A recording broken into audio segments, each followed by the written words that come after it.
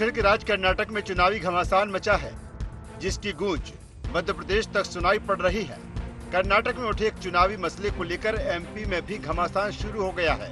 दरअसल कर्नाटक में कांग्रेस ने अपने मैनिफेस्टो में कहा है कि कांग्रेस की सरकार आने पर बजरंग दल और पीएफआई जैसे संगठन बैन कर दिए जाएंगे।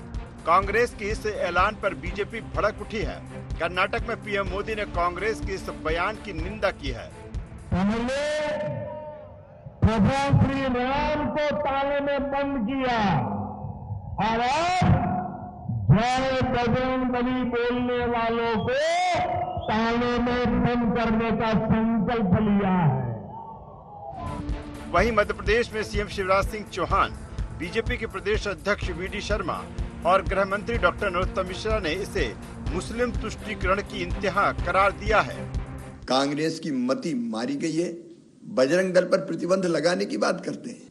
वो बजरंग दल जो प्रखर राष्ट्रवादी संगठन है, जो आतंकवाद का विरोध करता है, लव जिहाद का विरोध करता है, सामाजिक सेवा सहित देशभक्ति के भाव, अपने धर्म और संस्कृति के प्रति स्वाभिमान का और जागरण का भाव पैदा करता है, उसकी तुलना पीएफआई से, आतंकवादी संगठन से। अब बजरंग दल पर प्रतिबंध लगाने की बात कर रहे हैं। कमलनाथ जी बड़े हनुमान जी के भक्त बनते हैं। प्रतिबंध बजरंग दल पर लगाने की बात कांग्रेस कर रही है। कमलनाथ भी जवाब दें। अब स्पष्ट करें आदरणीय कमलनाथ जी, जो कर्नाटक में कांग्रेस ने अपना घोषणा पत्र जारी किया है, दृष्टि पत्र जारी किया है, मैनिफेस्टो जारी किया है, उसमें बजरंग दल की तुलना पीएफआई से की है। कभी इनके मंत्री बोको हराम से कर देते हैं। अब कमलनाथ जी बताइए कि आप इनके साथ हैं या नहीं है। कांग्रेस ने जो घोषणा पत्र जारी किया है उसमें अपनी स्थिति को आप स्पष्ट करो। कमलनाथ जी को पीएफआई दिखाई नहीं दे, कमलनाथ जी को सिमी दिखाई नहीं दे, तो कमलनाथ जी केवल तुष्टीकरण दिखावे की राजनीति करना। मध्य प्रदेश ने भी 15 महीने के अंदर तुष्टीकरण की राजनीति को कमलनाथ जी आपकी देखा है। और इस प्रकार की चीजें, हाँ बजरंग दल, मैंने कहा ना कि बजरंग दल के बारे में भी कोई आपके कहने से या मेरे कहने से नहीं होता। ऐसे संगठन जो समाज के लिए अपनी भूमिका निभाते हैं, भारत माता के लिए प्रतिबद्धित होकर के खड़े होते हैं, ऐसे लोग इनको दिखाई देते हैं। उनको पीएफआई दिखाई नहीं देता, उनको सिमी दिखाई नहीं देता, उनको आतंकवादी दिखाई नहीं देते, उनको नक्सलवाद दिखाई नहीं देता। बीजेपी इसे हिंदुत्व के विरोध और मुस्लिम तुष्टीकरण से जोड़ रही है, तो कांग्रेस का कहना है कि बजरंग दल हो या पीएफआई, जो भी संगठन देश में नफरत का माहौल बनाएंगे उन पर कार्रवाई की जाएगी। कांग्रेस इस मामले में उल्टा बीजेपी पर ही सांप्रदायिक कार्ड खेलने का आरोप लगा रही है। सुप्रीम कोर्ट ने कहा है कि तो सुप्रीम कोर्ट ने कहा है, कई जगह कहा, आज की कल भी कहा कि जो भी ऐसी संस्थाएं और व्यक्ति हैं जो सामाजिक विवाद पैदा करती है उन पर कड़ी कार्रवाई की जाए। ये किसी को टारगेट नहीं करता। ये है कि जो भी अपने समाज में विवाद या नफरत की बात करते हैं, किसी भी संस्था का हो, कहीं का भी व्यक्ति हो, सुप्रीम कोर्ट ही कहती है उन पर कड़ी कार्रवाई की जाए। मध्य प्रदेश में 2023 की चुनावी लड़ाई में हिंदुत्व अहम फैक्टर है। बीजेपी के एजेंडे में ये तो ऊपर है ही, कांग्रेस भी सॉफ्ट हिंदुत्व की राह पर आगे बढ़ रही है। ऐसे में कर्नाटक कांग्रेस का ये मैनिफेस्टो मध्य प्रदेश में गले की फांस बन सकता है। Bureau report, IND24।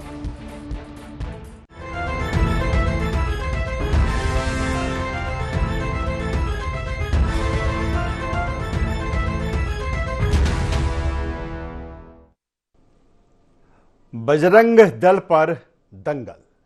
नमस्कार, IND एजेंडा में आपका स्वागत है। मैं हूं राजेश सक्सेना।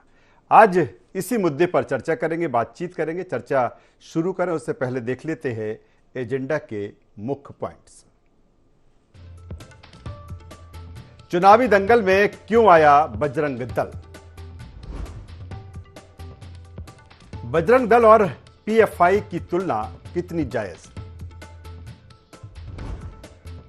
एमपी में कांग्रेस को महंगा तो नहीं पड़ेगा कर्नाटक का मैनिफेस्टो, और हिंदुत्व पर दोहरी मानसिकता का शिकार तो नहीं कांग्रेस। तो ये अहम सवाल हैं एजेंडा के, और बजरंग दल को लेकर जिस तरह से जो चीजें कर्नाटक चुनाव में हुई, मैनिफेस्टो में बजरंग दल पर प्रतिबंध लगाने की बात आई और कर्नाटक से ये बात पूरे देश में फैल गई। इसी पर सियासत गर्म है, राजनीति गर्म है, मध्य प्रदेश भी उससे अछूता नहीं है। और जिस तरह से अब कहीं ना कहीं कांग्रेस निशाने पर है, जिस तरह से ये कहा जा रहा है कि बजरंग दल पर बैन लगाने की बात जिस तरह से कांग्रेस कर रही है, क्या वो ऐसा मध्य प्रदेश में भी करेगी? क्या वो ऐसा छत्तीसगढ़ में करेगी, या फिर उसकी जहां पर सरकार है वहां करेगी? आज इसी से जुड़े मसले पर बातचीत करेंगे, चर्चा करेंगे। चर्चा शुरू करें उससे पहले अपने मेहमानों से आपका परिचय करा देते हैं, तारुफ करा देते हैं, फिर इस चर्चा को हम आगे बढ़ाएंगे। 3 मेहमान इस चर्चा में हमारे साथ में हैं। हमारे साथ में स्टूडियो में मौजूद हैं वरिष्ठ पत्रकार योगीराज योगेश जी। योगीराज जी, आपका स्वागत है। हमारे साथ में है सिद्धार्थ राजावत जी, कांग्रेस के प्रवक्ता नेता। सिद्धार्थ जी, आपका स्वागत है। और हमारे साथ में है बीजेपी के वरिष्ठ नेता, पूर्व विधायक शंकरलाल तिवारी साहब। शंकरलाल जी, आपका भी स्वागत करता हूं। मैं सबसे पहले राजावत जी आपके पास ही आता हूं। जिस तरह से जो कर्नाटक से बातचीत, जो चर्चा शुरू हुई, यानी कि मैनिफेस्टो में आप कह रहे हैं कि बजरंग दल अगर सरकार में आए तो बजरंग दल पर आप बैन लगाएंगे, और कहीं ना कहीं पीएफआई से जोड़ रहे हैं। क्या बजरंग दल और पीएफआई को कांग्रेस एक मानती है? मेरा सीधा सा सवाल। देखिए राजेश जी, सर्वप्रथम तो आपको बता दूं कि ना सिर्फ बजरंग दल ना पीएफआई, आपने देखा नहीं, उसमें और भी कई नाम हैं जो तुष्टीकरण की राजनीति करते हैं, जो समाज के अंदर कहीं ना कहीं धार्मिक उन्माद फैलाते हैं, कहीं ना कहीं जनता के बीच में दहशत फैलाते हैं। मैं तो बड़े गर्व के साथ आपसे बोलना चाहता हूं कि हम लोग, मैं श्री राम जो रामचंद्र जी हैं उनके लव कुश की संतान हूं मैं, और हमारे पास तो 3-4 हजार वर्ष पुराना सजरा भी रखा हुआ है। और मैं बड़ा गर्व से कहना चाहता हूं कि कम से कम राजनीति या धर्म या उसमें हमें कम से कम ऐसे धार्मिक संगठन या सामाजिक संगठन किसी धर्म के नाम पे बनाकर उससे कहीं ना कहीं जाके समाज के अंदर क्या मैं किसी भी प्रकार की कोई भी आप अपराध नहीं फैला सकते। मेरा कहना यह है कि जब हमारी न्यायपालिका जो है, हमारा जो संविधान है, संविधान के अंदर सारी सुचारू रूप से जो व्यवस्थाएं दी गई हैं, तो कहीं ना कहीं हमें अपने न्यायपालिका पे भरोसा करना पड़ेगा। क्या कारण है कि आज जो बजरंग दल है वो कानून हाथ में लेता है?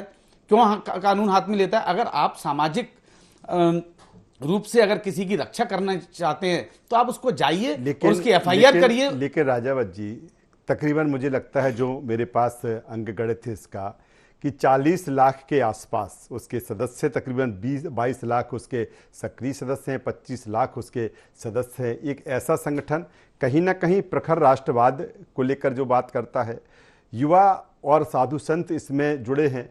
फिर आप कहते हैं कि एक ऐसा संगठन है जिसको इस तरह से बैन करने की बात आती है। मैं आपको डिफाइन करता हूं जी। आप थोड़ा सा भूतकाल में जाइए। जनवरी 2017, जिस समय आरएस का पूरा सेक्टर जम्मू कश्मीर, वहाँ पे 2 आतंकवादी पकड़े जाते हैं। जब उनसे पूछताछ चलती है तो पूछताछ में पाया जाता है कि भोपाल के 2 लोग, उनका नाम निकल के आता है। मैं बाकायदा लिस्ट लेकर आया हूँ, उसमें नाम भी आपको बताता हूँ।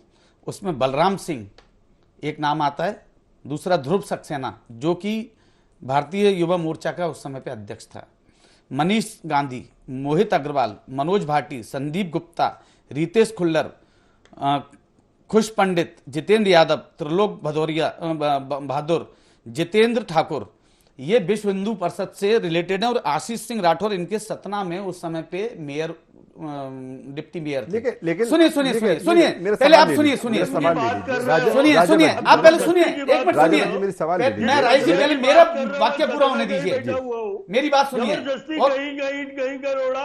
एटीएस सुनिए, आप बीच में आपके राजावत जी मेरा सवाल ले, एटीएस पकड़ के लाती है, एफआईआर होती है।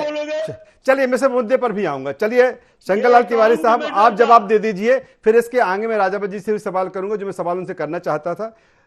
शंकरलाल तिवारी साहब, मैं ये कह रहा हूं कि अभी भाई साहब मेरे पढ़ रहे थे कि कुछ लड़के पकड़े गए थे, मुझे भी मालूम है, वो जो घटना बता रहे हैं वो गलत नहीं है, जी। और उसको आप जोड़ रहे हैं मैंने कि वो लड़के आरएसएस के थे, बीजेपी के थे, युवा मोर्चे के थे, ऐसा नहीं है।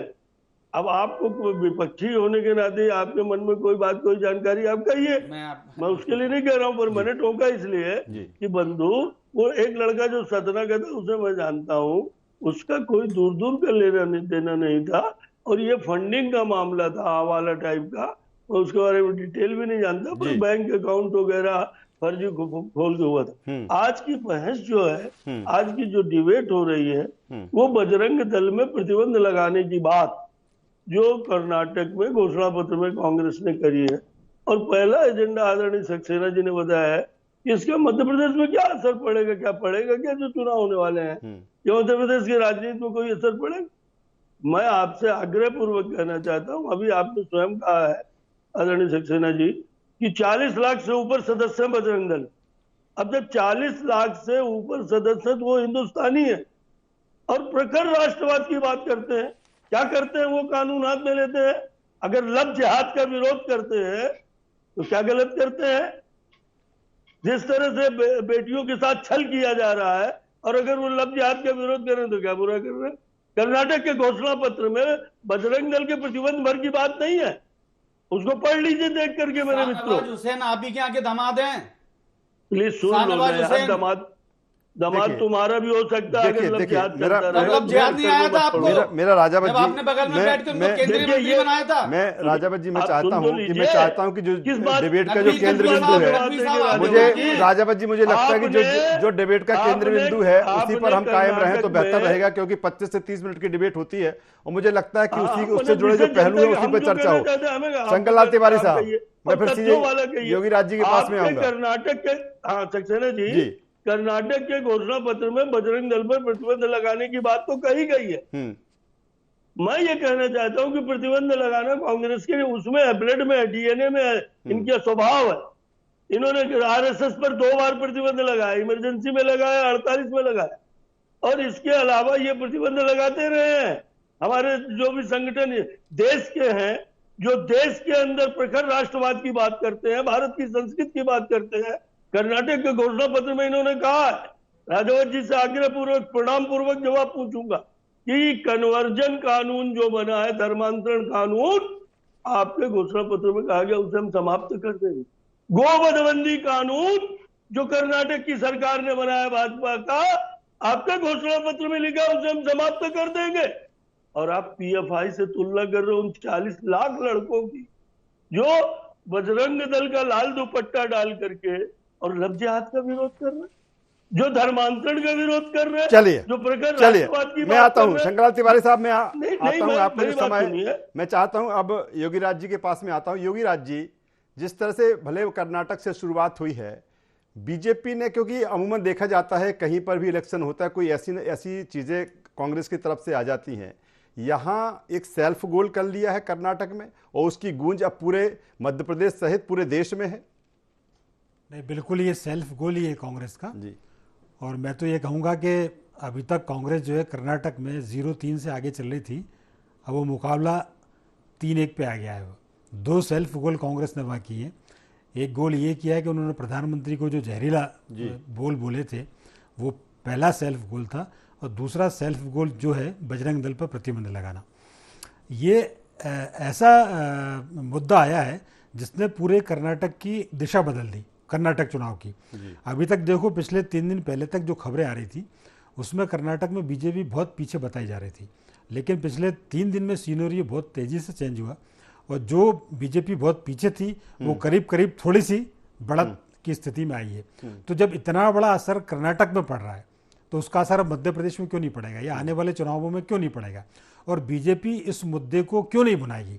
अब वो इस मुद्दे को लेके मध्य प्रदेश चुनाव तक आएगी और वो आगे तक जाएगी, क्योंकि वो तो चाहती है कि ऐसे इश्यूज उनके हाथ लगे, और कांग्रेस ने जबरन ही उनको ये एक मुद्दा उनके हाथ में दे दिया है। एक अच्छा खासा चुनाव से, अच्छे खासे माहौल से एक ऐसा मुद्दा दे दिया जिसकी कि वो चैंपियन है।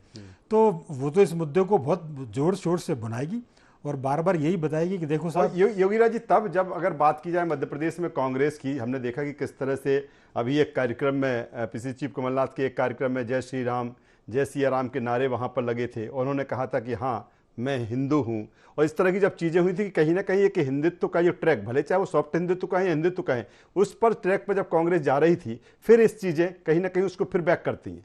बिल्कुल बैक करती हैं। और आप इस बात से अंदाज लगाइए कि जब कर्नाटक का मैनिफेस्टो जारी हुआ और बजरंग दल पर बैन लगाने की बात हुई तो पूरे दिन भर ये खबरें चली। शाम को कांग्रेस के प्रवक्ता पवन खेड़ा अपनी जेब में हनुमान चालीसा लेके आए। तो यदि बजरंग दल पर प्रतिबंध लगाना इतनी प्रतिष्ठा का प्रश्न था कांग्रेस के लिए, तो फिर कांग्रेस के नेता हनुमान चालीसा जेब में लेके घूमने क्यों लग गए? कहीं ना कहीं उनको ये लगा कांग्रेस को कि यार ये कहीं ना कहीं मिस फायर हो गया है, और उनको ये रियलाइज हुआ कि ये गलत समय पे हो गया है। तो थोड़ा सा मुझे ऐसा लगता है कि कांग्रेस को इससे नुकसान होगा। और एक चीज और है कि इन मुद्दों को छूना ही नहीं था, क्योंकि इतना बढ़िया आपके पास इश्यूज हैं, महंगाई, पेट्रोल, डीजल, ये तमाम सारे वहां चल रहे हैं। ये एक अनावश्यक आपने ऐसी बहस को जन्म दे दिया है। और मैं तो ये कह रहा हूं बजरंग दल तो अभी किसी सीनियरों में नहीं था। अभी मान लो किसी से पूछा जाए कि बजरंग दल का राष्ट्रीय अध्यक्ष कौन है, कोई नहीं बता पाएगा। तो जिस संगठन के बारे में अभी यही नहीं पता था, उसको आपने एकदम से जागृत कर दिया, चैतन्य कर दिया। चलिए राजावत जी, जिस तरह से जो चीजें हैं अब आपको भी दिख रही हैं, चूंकि आप डिबेट में हैं, जाहिर सी बात है कि पार्टी के पक्ष रखना है, नहीं लगता कि एक ऐसा मुद्दा कि कहीं ना कहीं उसी ट्रैक पर आप जा रहे थे और आप एक सेल्फ गोल है जो मार लिया है? मैं इसलिए कह रहा हूं ये बात क्योंकि आपके तमाम सारे नेता, भले वो खुलकर ना कह रहे हों या कुछ लोग खुलकर कह रहे हों कि इस तरह की चीजें करने की अब जरूरत नहीं थी। एक जिसका जिक्र योगी राज जी ने किया था कि उससे भी तो अभी हम निपट सुलझ नहीं पाए थे, एक मुद्दा आपने बीजेपी को और दे दिया। देखिए राइस जी, सर्वप्रथम तो मैं कुछ बातें याद दिलाना चाहता हूँ। ये वही भारतीय जनता पार्टी है और ये वही ज्योतिरादित्य सिंधिया जी हैं जो 17 फरवरी 2017 में एक बयान देते हैं। और वो बयान क्या था वो भी पढ़ के बता देता हूँ। दुनिया की पहली ISI प्रमाणित राजनीतिक पार्टी भारतीय जनता पार्टी को बताते हैं, बोलते इसके ऊपर बैन लगना चाहिए। और ये ISI जैसी पार्टी है जिसने ये जो 19 लोग पकड़े गए हैं, इनका कहीं ना कहीं संबंध बजरंग दल, तो उस समय तो कांग्रेस में थे। मैं वही बोल रहा हूं, आज वही कांग्रेस से जाके भारतीय जनता पार्टी में आज वो बजरंग दल, BHP, RSS उसके भक्त बन गए हैं। तो आज जब उन्होंने वो बयान दिया था उस समय पे पूरी भारतीय जनता पार्टी उनके विरोध में थी, आज उनके साथ में है। ये बयान शुरू कहां से हुआ था मैं पूछना चाहता हूं, और शंकर लाल जी भी जवाब दें। क्या इसका दंड ज्योतिरादित्य सिंधिया जी को दिया जाएगा? दूसरी बात, आप शांत रहिए, आपका वक्त है, जब बोलिएगा बीच में मत बोलिए दादा, बीच में मत बोलिए, पूरा सुनिए। दूसरा, उच्च न्यायालय से बढ़ के कोई भी पार्टी है क्या, मैं ये पूछना चाहता हूं। उच्च न्यायालय ने जब ये आदेश दिया कि कोई भी धर्म, जाति की कोई भी सामाजिक संस्था हो जो धार्मिक दंगे, धार्मिक उन्माद या धार्मिक गलत काम करेगी उस पर प्रतिबंध होगा, तो माननीय नहीं, लेकिन आप PFI से उसकी तुलना बजरंग दल से कर देंगे तो बजरंग दल के PFI क्या है? बात सुनिए, PFI और बजरंग दल मैं दोनों को डिफाइन नहीं करना चाहता, पर आप एक बात बताइए, एक मिनट, बजरंग बली जी के नाम पे आप कोई भी संस्था बना के क्या आपको राइट्स मिल गए क्या अत्याचार करने के? अच्छा चलिए, मैं सवाल आप ही का सवाल आपको दे देता हूं। कर्नाटक में जिस तरह से आपने कहा कि मैनिफेस्टो में आपने कहा है कि बजरंग दल पर हम बैन करेंगे, क्या जो बीजेपी का सवाल है, मैं बीजेपी का सवाल दे देता हूं आपको। वो बीजेपी कह रही है कि क्या पूछा है, पत्र लिखा है डॉक्टर नरोत्तम मिश्रा ने पीसी चीफ कमलनाथ को कि क्या यहां के मैनिफेस्टो में भी आप ऐसा ही करेंगे? नहीं, देखिए अभी हमारा मैनिफेस्टो का काम चल रहा है। हाँ। ये तो हमारे जो वरिष्ठ लोग हैं, जो अध्यक्ष हैं, वो जानते हैं। अभी मेरे पे इसका कोई संज्ञान नहीं है, इसलिए मैं इस पर कुछ बोल नहीं सकता। पर हाँ, मैं आपको कुछ साक्ष्य जरूर दिखा सकता हूँ। ये देखिए, आप ये पढ़िए, ये बच्चा अपने पिता की मांग कर रहा है। इनके पिता इंस्पेक्टर थे और ये बात है बुलंदशहर की। बजरंग दल के लोगों ने इसको मार दिया सिर्फ मुसलमान समझ के, इस बच्चे के पिताजी को। क्या बजरंग दल को इतने राइट्स हैं कि किसी की हत्या, आज वो बच्चा अनाथ है, ऐसे मेरे पे बहुत सारे हुए हैं। लेकिन ऐसे जिस तरह की इक्का दुक्का केस आप बता रहे हैं, इक्का दुक्का नहीं, मेरे पास ऐसे तो किसी के साथ हो सकता है, वो कांग्रेस का भी हो सकता है, वो बीजेपी का भी हो सकता है, वो बजरंग दल का भी हो सकता है, लेकिन पूरे संगठन पर ये कहना ट्राइबल तो मुसलमान नहीं है, ट्राइबल तो मुसलमान नहीं है, lynching of 2 tribals in MP से उसकी तुलना करके कह देना, पीएफआई से तुलना करके कह देना कि हम इसको बैन कर देंगे। चलिए शंकर लाल तिवारी जी जवाब दे दीजिए राजावत जी जो चीजें कह रहे हैं। मैं राजावत जी को क्या कहूँ, राजावत जी तो मेरे मित्र हैं और अपनी पार्टी को डिफेंड करना उनका धर्म है। पर मैं ये कह रहा था रावत जी कि आज के संदर्भ में बात होती तो अच्छा रहता। 2017 में कोई इस तरह की घटनाएं सभी पार्टियों में तमाम लोग रहते हैं, छोटी बड़ी होती रहती। मैं इतने ही कह रहा हूँ आदरणीय सक्सेना जी, प्रदेश की जनता सुन रही है कि जाका प्रभु दारुण दुख दीना ताकि मत आगे हर लीना। कांग्रेस दुखद स्थिति से तो देश में राजनीतिक रूप से है, बड़ा परेशान है कांग्रेस, जनता उसको धराशायी कर रही है, पर इनको दारुण दुख लिखा है और इसलिए इनकी मति मारी गई है। मैंने पहले भी कहा था कि ये कांग्रेस पार्टी का पुराना सिर्फ फिर अपने प्रतिबंध सुनिए प्रतिबंध। आप इमरजेंसी की बात कर रहे थे शंकर लाल जी, आप इमरजेंसी की बात कर रहे थे। 21 आरएसएस के लोगों ने लिखित समर्थन दिया था इमरजेंसी पे, उसका पत्र भी अभी रखा है, वो वायरल हुआ है अभी। जो आप बोल रहे हैं कि प्रतिबंध लगाया था, प्रतिबंध के लिए माफी मांगी गई थी।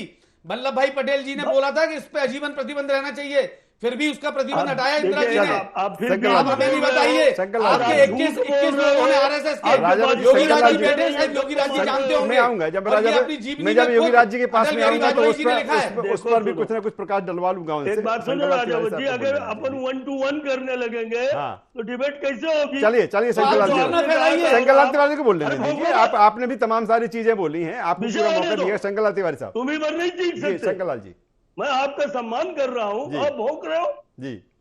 मैं कह रहा हूं कि कांग्रेस का पुश्तैनी सिर्फ मेरापन है, प्रतिबंध की धमकी देना कांग्रेस का नहीं है, आरएसएस और बीजेपी का है। वो बाजू मेरे फिर रहे हैं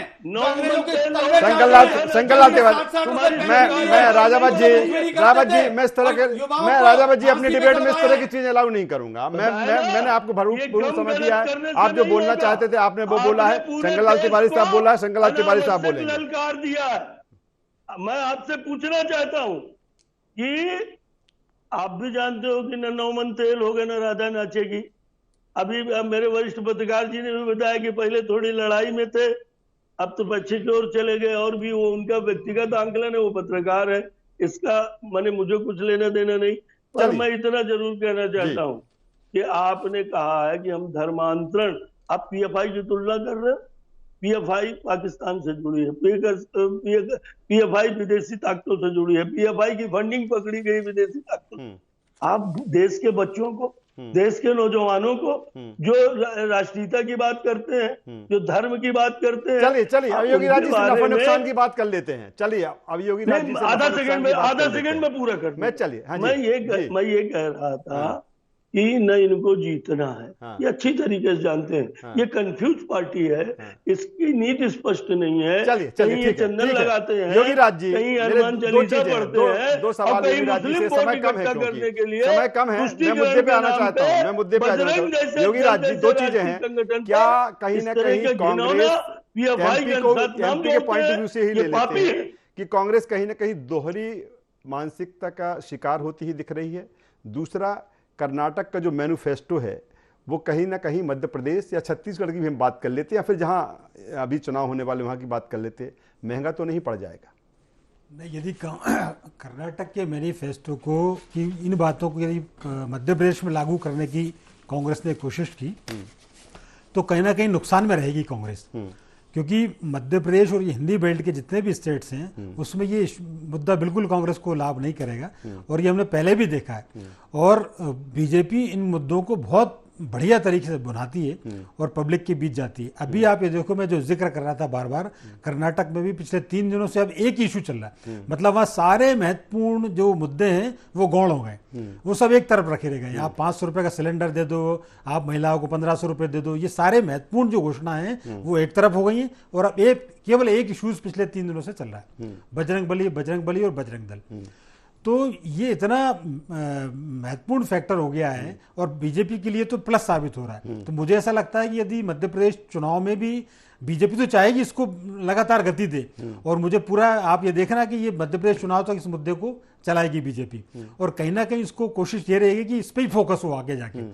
तो जिस मुद्दे से कांग्रेस को बचना चाहिए था, अभी तक बच के चली आ रही थी और बहुत अच्छी पोजीशन पे थी, आपने अनचाहे बीजेपी को वो मुद्दा हाथ में दे दिया जो उसकी पसंद का मुद्दा है। क्या कांग्रेस के नेताओं को, ठीक है कर्नाटक में ही इसकी शुरुआत हुई, तो अब जो बयान, चाहे वो मध्य प्रदेश की बात कर ले, पीसीसी चीफ कमलनाथ जी की कर ले, या फिर हम भूपेश बघेल जी की कर ले, एक उनके सामने की मजबूरी भी हो गई कि बीजेपी जिस हिसाब से इस मुद्दे को अब तूल दे रही है, उसकी डिफाइन करना उनकी मजबूरी है। अब बिल्कुल उनकी मजबूरी है, और हमने ये भी देखा है कि एक तरह से यदि आप इलेक्शन मैनिफेस्टो में इसको शामिल करेंगे तो आप और फंसेंगे। और जहां तक कई बार ये भी देखा है कि जब दिग्विजय सिंह का शासन था मध्य प्रदेश में तो उन्होंने प्रतिबंध लगाया था, लेकिन वो 1 साल में कोर्ट में जाके हट गया वो।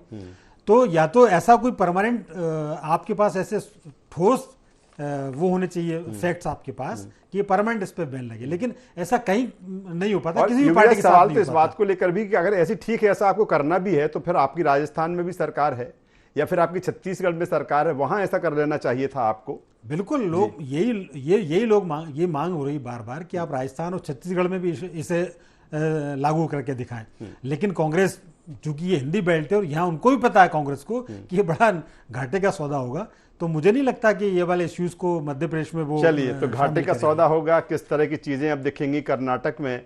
और चूंकि बीजेपी अब इस मुद्दे को बड़े स्तर पर उठा रही है, तीनों मेहमानों का मैं यहाँ पर धन्यवाद करूंगा, शुक्रिया करूंगा। तो बजरंग दल पर बैन के बाद जिस तरह से पूरे देश में दंगल मचा हुआ है, उससे मध्य प्रदेश भी अछूता नहीं है, उससे छत्तीसगढ़ भी अछूता नहीं है, और जो सियासत है, जो राजनीति है, इस पर गरमाई हुई है। IND एजेंडा में बस इतना ही। IND 24 पर खबरों का सिलसिला लगातार जारी है, बने रहिए हमारे साथ। नमस्कार।